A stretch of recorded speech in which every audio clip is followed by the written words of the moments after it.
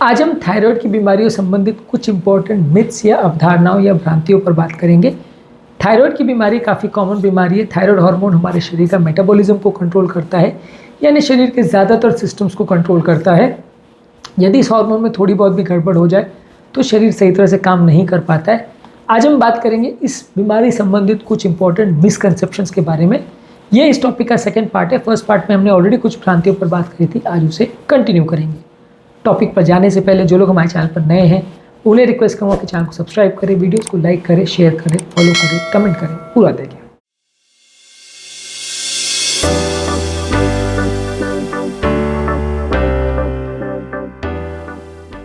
अगली important myth या misconception इस बारे में ये है कि लोगों को ऐसा लगता है कि थायराइड की बीमारियां सिर्फ बुजुर्ग लोगों को या उम्रदराज लोगों को इफेक्ट करती है, यंग लोगों को नहीं होती। थायराइड की बीमारी का एज से बहुत ज़्यादा रिलेशन नहीं है। हाँ, उम्रदराज पेशेंट में थोड़ी ज़्यादा देखने को मिलती है, लेकिन अलग अलग तरह की थायराइड की बीमारियां हर उम्र में देखी जा सकती हैं। इसलिए ये सोचना कि थायराइड की बीमारियां सिर्फ उम्रदराज लोगों को होती है और इस भरोसे बैठे रहना और यंग लोग की टेस्टिंग ना करना, वो काफ़ी गलत हो सकता है, क्योंकि इसमें काफ़ी केसेस मिस हो सकते हैं। तो इसलिए ये जानना और मानना, समझना ज़रूरी है कि थायराइड की बीमारियां अलग अलग तरह की होती हैं और बहुत सारे लोगों को यंग एज में भी हो सकती है।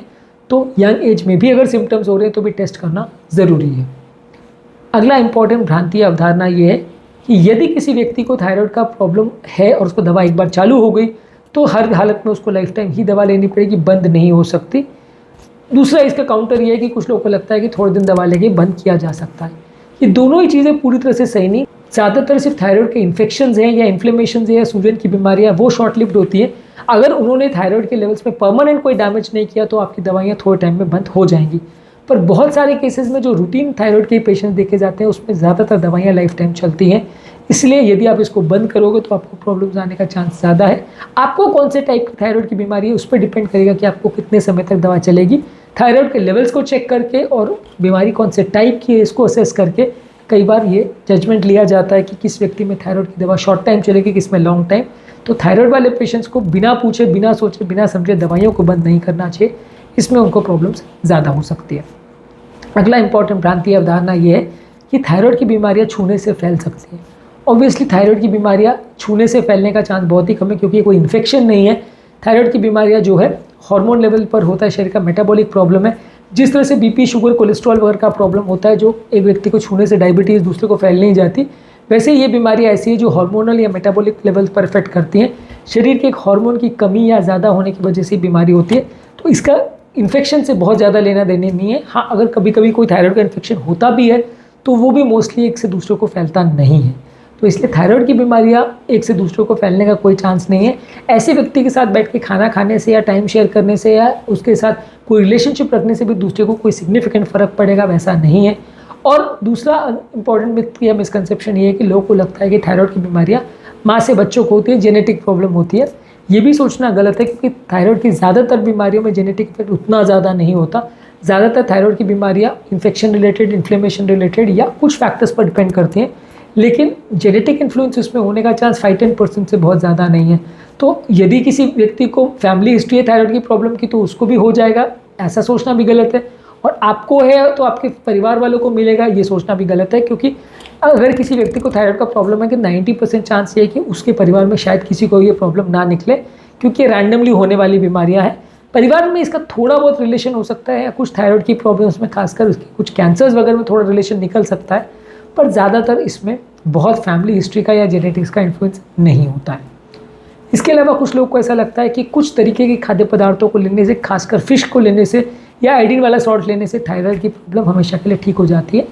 आयोडीन सप्लीमेंट्स लेने से या डाइटरी मॉडिफिकेशन करने से या खाने पीने में चेंजेस करने से थायराइड की प्रॉब्लम में कुछ हद तक फ़ायदा देखने को मिल सकता है, लेकिन वो पूरी तरह से ठीक हो जाएगी और कभी दवा की ज़रूरत नहीं पड़ेगी और हमेशा बीमारी कभी वापस नहीं आएगी, ये सब सोचना बेकार है। क्योंकि थायराइड की प्रॉब्लम्स पूरी तरह से ठीक ज़्यादातर नहीं होती है।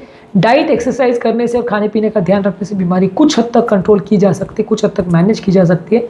पूरी तरह से ठीक या क्योर इसको कर पाना सिर्फ डाइट और एक्सरसाइज से बिना दवा के ज़्यादातर पॉसिबल नहीं होता है। अगला इंपॉर्टेंट भ्रांति या अवधारणा ये है कि थायराइड की बीमारियाँ सिर्फ थायराइड ग्लैंड को ही इफेक्ट करती हैं, जो कि गले में होता है, बाकी पूरे शरीर से इसका कोई लेना देना नहीं है।